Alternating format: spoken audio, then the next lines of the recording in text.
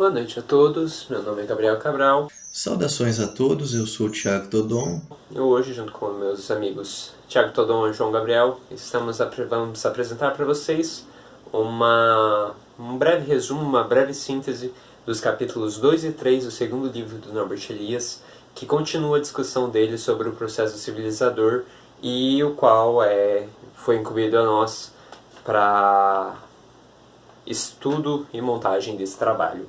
Bom, primeiro eu vou começar explicando o que é essa ideia do processo civilizador.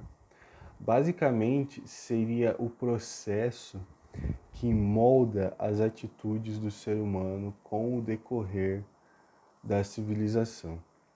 Ou seja, é o molde das paixões, dos impulsos, das vontades, das etiquetas, dos comportamentos dentro da sociedade, do ser humano, a partir do século XVI, XVII até os nossos dias. Bem, qual o contexto histórico para isso? Se dando ao final da Idade Medieval, começo da Era Moderna, como mais tarde é postulado pelos historiadores, durante esse processo dos séculos XVI e XVII, há um momento de transição, principalmente no Ocidente, onde vai ser o foco da análise do Elias. O Ocidente estava em uma expansão de pensamentos, de ideias, era uma expansão em amplos os sentidos, uma expansão social, as cidades estavam começando a ficar cada vez mais povoadas, e principalmente econômica, a gente pode colocar, quando a gente se volta a um objeto central, uma figura central que vai estar tanto nesse livro, tanto no livro da Sociedade de Corte, também do Norbert Elias, que é a análise no contexto francês de como a camada social dos nobres franceses elas acabaram entrando numa dualidade com uma nova camada que ascendia da população, a camada dos burgueses. O Norbert Elias ele fala que algumas características elas foram se impulsionando, tanto o processo quanto outro fator que estava ocorrendo concomitantemente, ao mesmo tempo, que era o que? A ascensão do capitalismo. Então, um ajudava o outro.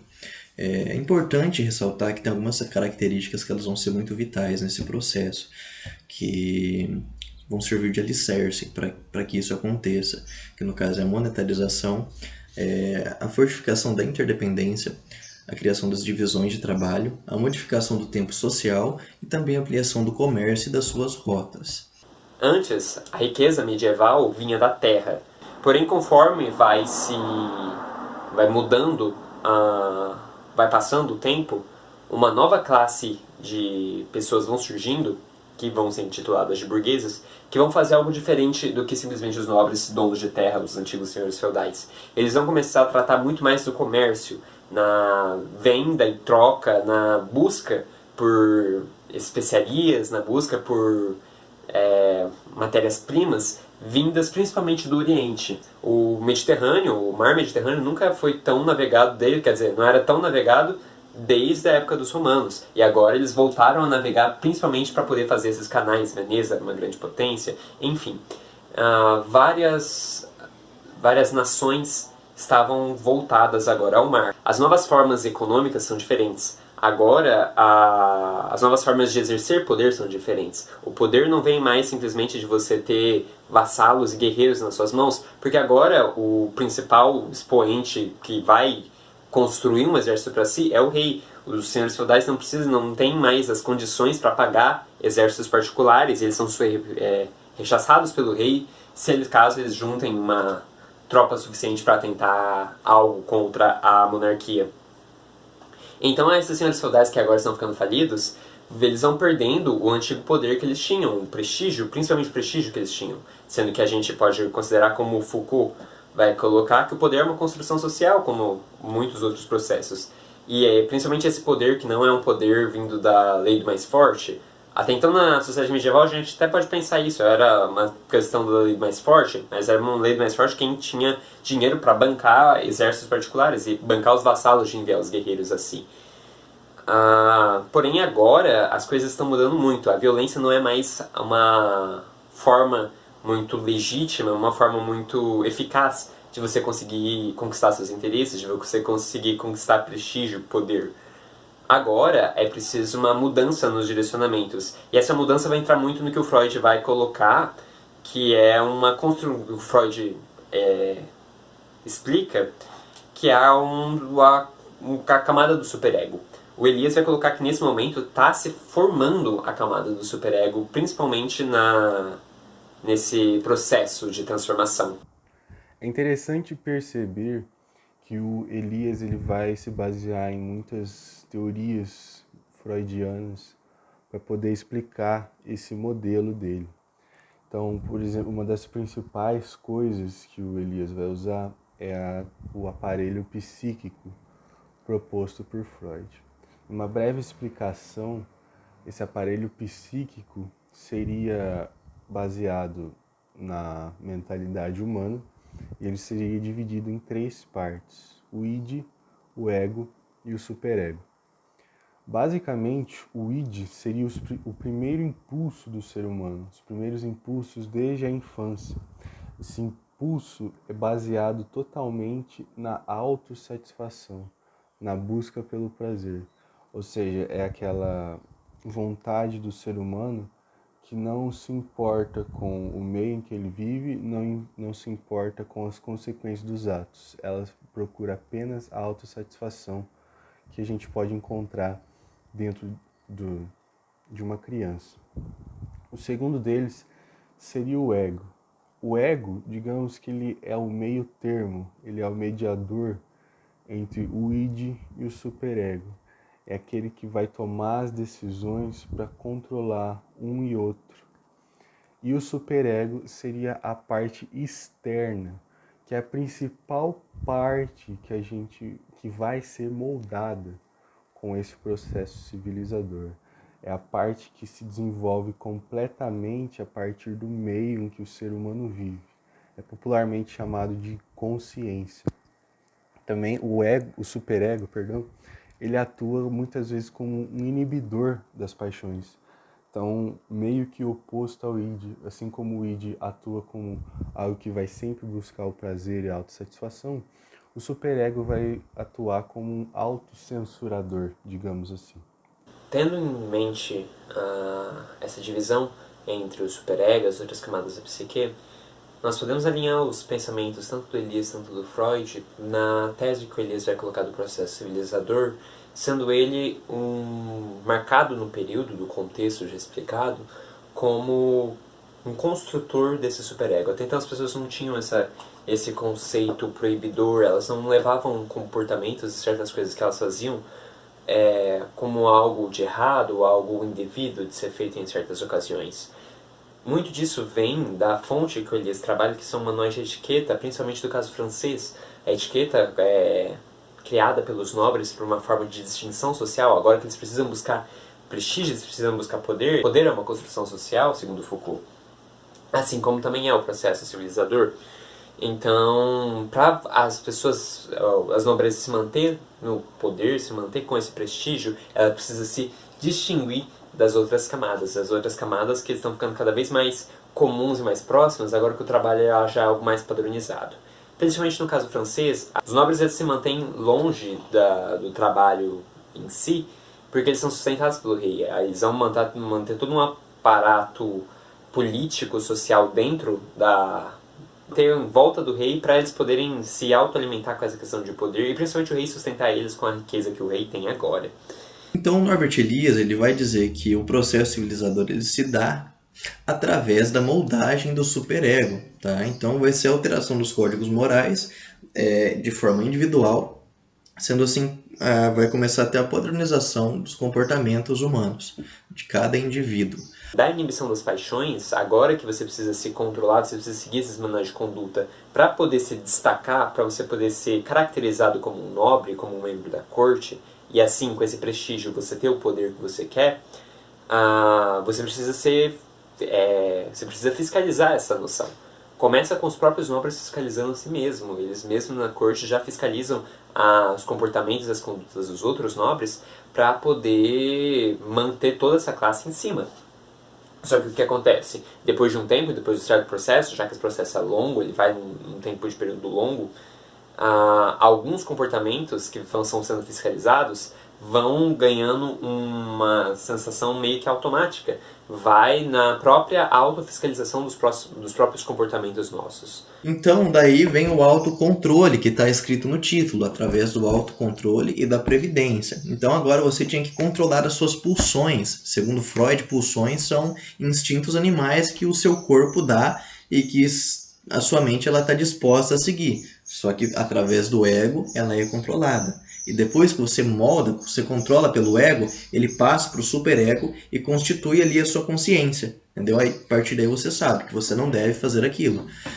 Por exemplo, o seu instinto de querer sair por cima de uma transação, o nosso jeitinho brasileiro, você não pode agora, entendeu? Você tem que ser diplomata. Vem aí também a ascensão da diplomacia, aí que é criada a diplomacia. Então você tem que seguir tudo certinho para que você não prejudique o seu país, porque no final eles vão chegar lá no estado deles e falar assim, putz, passaram a perna, é guerra. Então, a gente pode ver hoje em dia alguns comportamentos que a gente julga indevidos fazendo assim com mais gente, mesmo sozinhos em particular, a gente acha também estranho. Alguns comportamentos ainda a gente tem que não fazer mesmo, não ter nada para impedir, porque já está meio caracterizado isso na nossa sociedade devido a esse processo. Reduzindo ao operário assalariado, não operário nessa época, mas aquele que trabalhava e agora pela cultura monetária que estava sendo popularizada, recebia em salário, em dinheiro. Então, esse produtor, o que ele faz? Ele tem que zelar pelo seu emprego, ele tem que zelar pela sua produtividade, para que no final do dia, para que no final do mês ele consiga receber bem, entendeu? Para que ele não venha passar necessidade.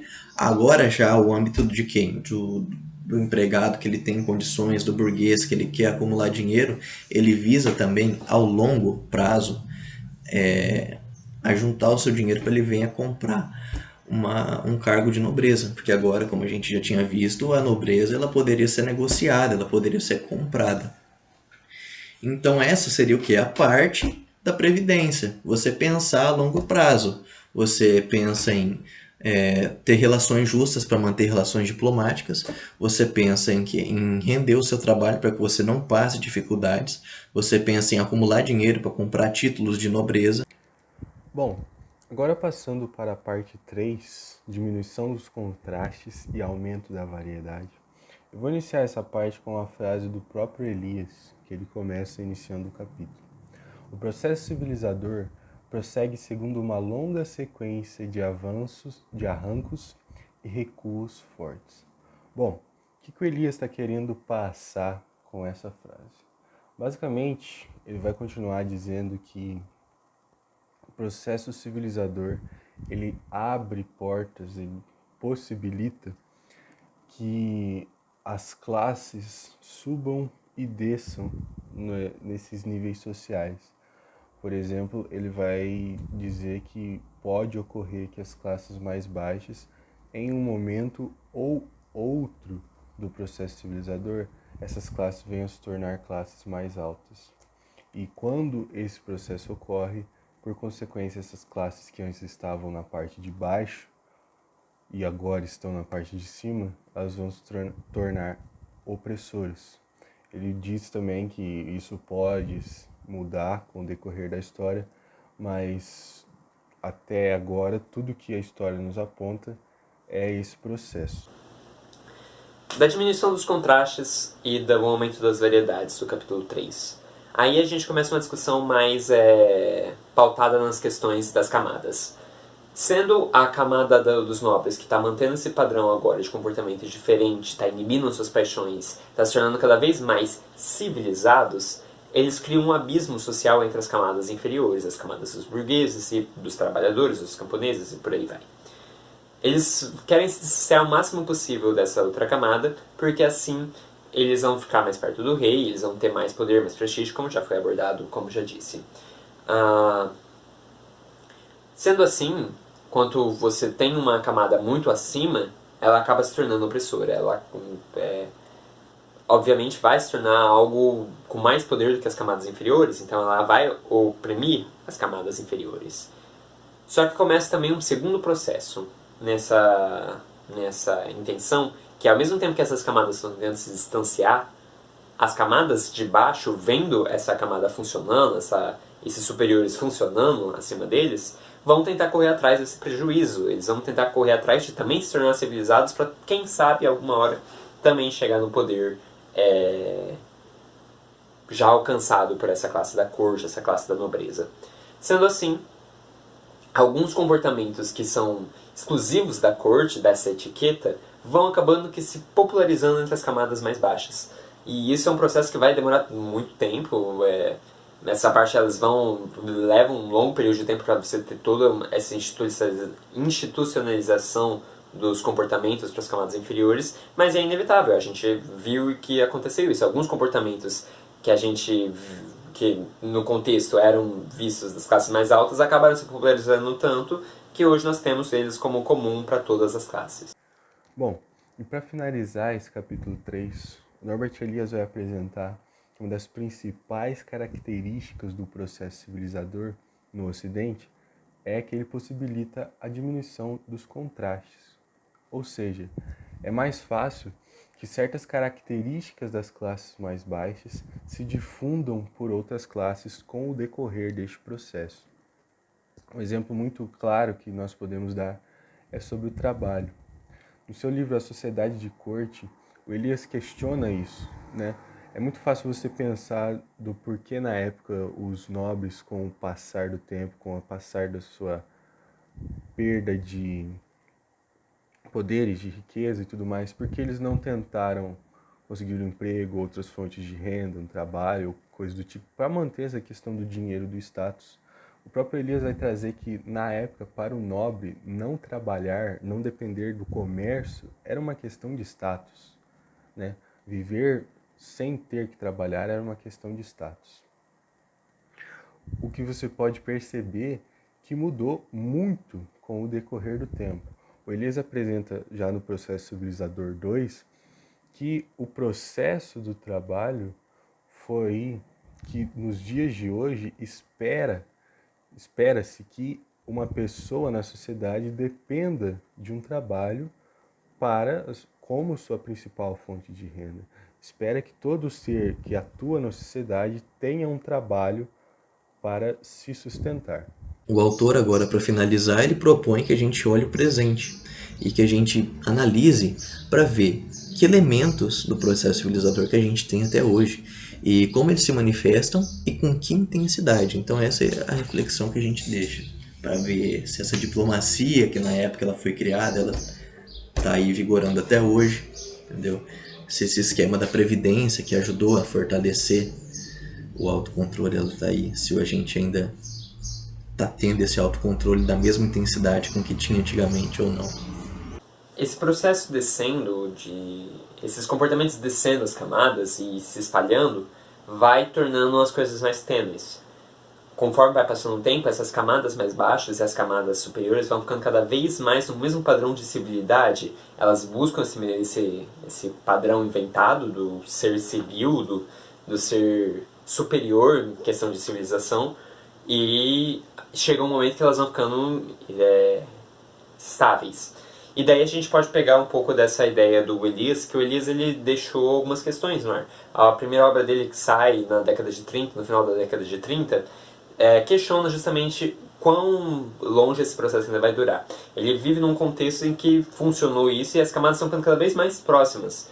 Só que o que vai ser do futuro desse conceito, desse processo civilizador? E daí eu posso trazer alguns apontamentos de algumas leituras que eu fiz, de alguns conceitos que dá para extrair do próprio Elias. Pode acontecer de uma segunda interferência das camadas superiores, de criar novos meios de se destacar, e a gente pode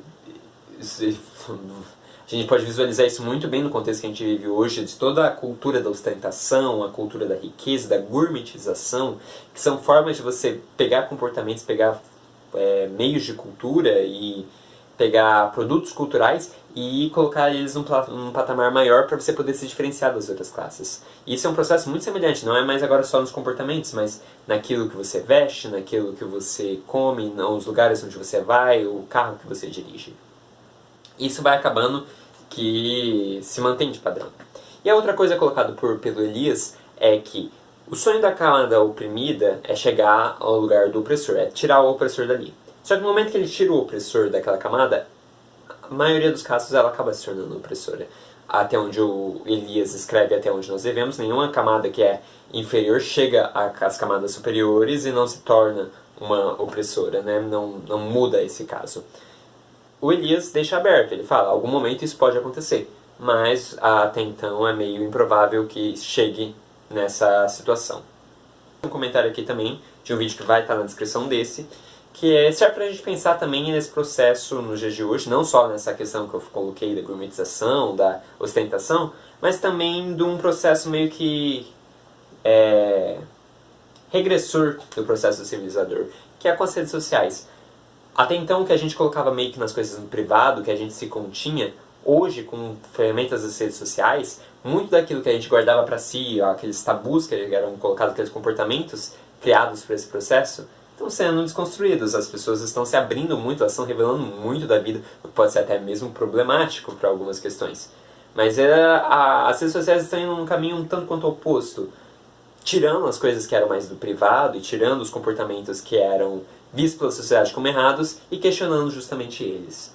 Isso é uma discussão que pode ir bem longe, mas também faz parte dessa esfera do processo civilizador. Enfim. É isso. E é esse o trabalho que o nosso grupo queria apresentar. Eu espero que todos tenham compreendido o conteúdo, que tenham recebido da mesma maneira e que tenham entendido completamente. Bom, minhas gratificações, meus agradecimentos a todos que escutaram até agora e até mais.